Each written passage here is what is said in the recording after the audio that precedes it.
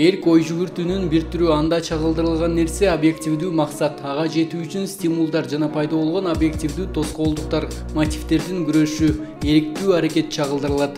Натыйжасы максатка жетүү үчүн аракет жана канааттануудан турат. Ооба, жетем. Жетем деген нерсеме жетем. Мен ушул эрким анча бекем эмес, чынын эле айтайын. Мындай кылам деген ишими жарымын кылып, жарымын кылбай коем. Мындай жакпаган сапаттарыма дагы ушул эрким боштугу эме кирип кетет.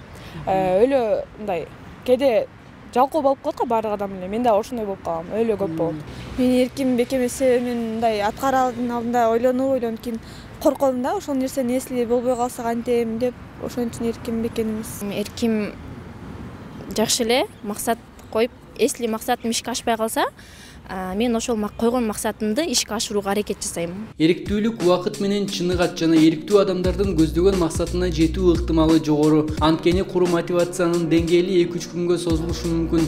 Ал эми эриктүүлүк бул эң башкысы дисциплинадан тургандыктан, ал тартипти биринчи койгон адамдардын сыпаты. Бул сиз азыр айтып аткан эртең жаңы турмуш баштам деген бул өзүн өзү алдоо болот да.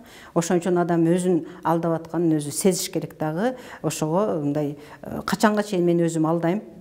Мен ушул ишти башташым керек, мындай бир чечкиндүү бир кадам керек да. Анан кийин эгер сиз өзүңүздө эркиңиздин төмөн экендигин байкасаңыз, анда психологторго кездешиңиз.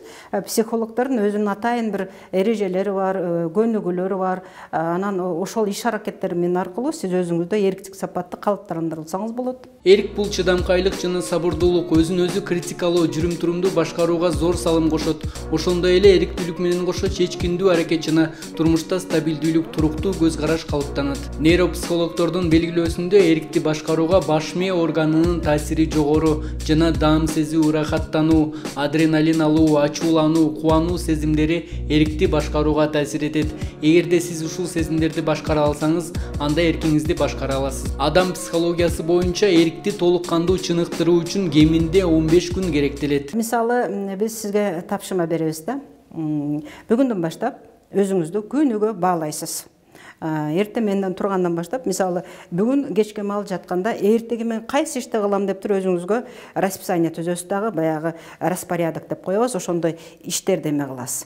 Анан кечке маал кайсы ишти аткардым деп туруп өзүңүзгө баалай баштайсыз.